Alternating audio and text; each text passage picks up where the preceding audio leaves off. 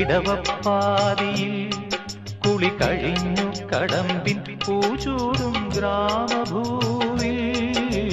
പച്ചോലക്കുടയ്ക്കുള്ളിൽ നിന്നൊളിഞ്ഞു നോക്കും കൈതപ്പൂ പോലെ ആരെയോ തിരയുന്ന സഖിയും പാതയിൽ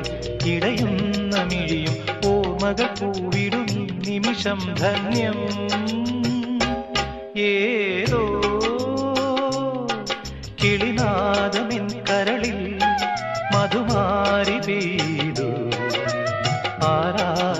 ആരാഗമാധുരി ഞാൻ നുകർന്നു